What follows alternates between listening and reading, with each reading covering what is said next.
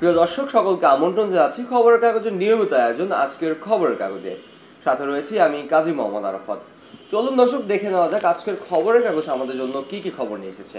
ছাত্র সংসদ জটিল পরিস্থিতির সংখ্যা, ঢাকা বিশ্ববিদ্যালয় ও জাহাঙ্গীর বিশ্ববিদ্যালয়ের ছাত্র সংসদ নির্বাচনের কার্যক্রম শুরু হয়েছে। অন্যান্য শিক্ষা প্রতিষ্ঠানে এ নিয়েও পরিকল্পনা করছে।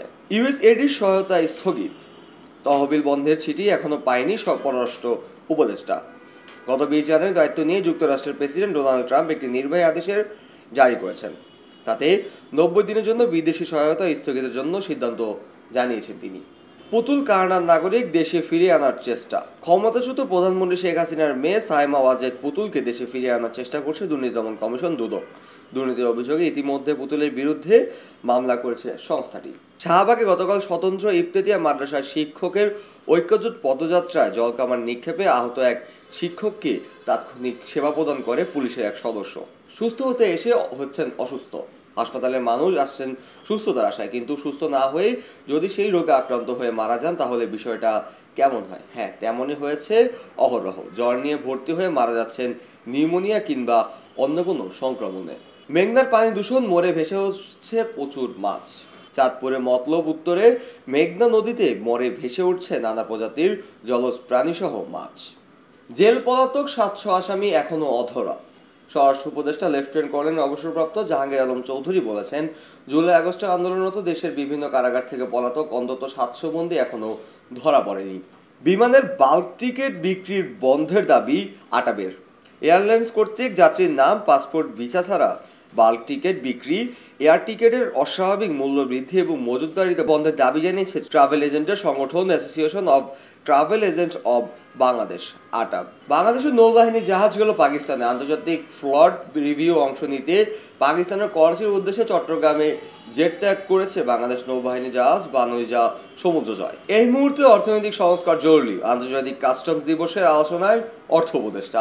ঋণ খেলাপি ঋণের মেয়াদ বাড়ানোর দাবি, গভর্নরের সঙ্গে এফবিসিসিআই এর প্রতিনিধি দলের বৈঠক।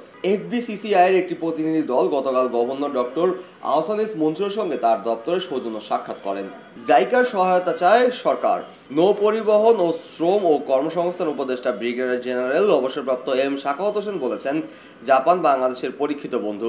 স্বাধীনতার পর থেকে বাংলাদেশের শিক্ষা, স্বাস্থ্য, কৃষি, জ্বালানি, পরিবহন ও অবকাঠামো খাতে জাইকার গুরুত্বপূর্ণ অবদান রেখে চলেছে। পদত্যাগ করলেন ন্যাশনাল ব্যাংকের এমডি। খেলাপি ঋণের জর্জরিত আলোচিত বেসরকারি খাতের ন্যাশনাল ব্যাংকের ব্যবস্থাপনা পরিচালক এমডি মোহাম্মদ তৌহিদুল আলম খান পদত্যাগ করেছেন। পতনের মুখে আতঙ্কে বিনিয়োগকারীরা। চলতি জানুয়ারি মাসে এখন পর্যন্ত 18 দিনের লেনদেন হয়েছে। এর মধ্যে 12 দিনে কমেছে সূচক, আর 6 দিন মাত্র বেড়েছে। সংস্কার অভাবে হচ্ছে না রেণু উৎপাদন। বরগুনা আমতলীতে মৎস্য হ্যাচারি 20 বছর ধরে বন্ধ রয়েছে। সংস্কার অভাবে হ্যাচারি থেকে রেণু উৎপাদন হচ্ছে না। বিভিন্ন জেলায় আন্তর্জাতিক কাস্টম দিবস উদযাপিত। কাস্টম সেবায় প্রতিশ্রুতি, দক্ষতা, নিরাপত্তা, প্রগতি প্রতিপাদ্য নিয়ে দেশের বিভিন্ন জেলায় আন্তর্জাতিক কাস্টম দিবস উদযাপিত হয়েছে। 8টি মসজিদে বিদ্যুৎ বিল বকেয়া 40 লক্ষ টাকা। মসজিদে নামাজ পড়তে আসা মুসল্লিদের দানের টাকা ব্যয় নির্বাহ করতে হিমশিম খাচ্ছে কুমিল্লা মডেল মসজিদগুলো। বিশেষ করে আধুনিক যুগে সুবিধা সম্পন্ন এসব মসজিদে বিদ্যুৎ বিল নিয়ে বিপাকে পড়েছে কর্তৃপক্ষ। বাংলাদেশ কৃষি বিশ্ববিদ্যালয় হেলথ কেয়ার সেবায় হতাশ শিক্ষার্থীরা। বাংলাদেশ কৃষি বিশ্ববিদ্যালয়ের হেলথ কেয়ার সেন্টারের নিম্নমানের সেবা শিক্ষার্থীদের অভিযোগ দীর্ঘদিনের। কয়েক প্রকার ওষুধই সীমাবদ্ধ এখানকার চিকিৎসা সেবা। গ্রিনল্যান্ডে যুক্তরাষ্ট্রের নিয়ন্ত্রণ প্রতিষ্ঠার আশা ট্রাম্পের। যুক্তরাষ্ট্রের প্রেসিডেন্ট ডোনাল্ড ট্রাম্প বলেছেন, গ্রিনল্যান্ডের ওপর তারা নিয়ন্ত্রণ প্রতিষ্ঠা করতে পারবে বলে তিনি বিশ্বাস করেন। কঙ্গোতে বিদ্রোহীদের হাতে 13 শান্তিরক্ষী নিহত। শান্তিরক্ষী বাহিনীতে কর্মরত 13 বিদেশি নাগরিক আফ্রিকার দেশ ডেমোক্রেটিক রিপাবলিক অফ কঙ্গোর হত্যাকাণ্ডের শিকার হয়েছেন। উত্তর গাজার নিজ নিজ বাড়িতে ফেরার অপেক্ষা ভিড় জমিয়েছে হাজার হাজার বাস্তুচ্যুত ফিলিস্তিনি। তাদের মধ্যে রয়েছে শিশুরাও। খোলা আকাশের নিচে বর্তমানে অবস্থান করছে সবাই। জর্ডান ও মিশরে গাজাবাসীকে আশ্রয় দিতে বলছে যুক্তরাষ্ট্র।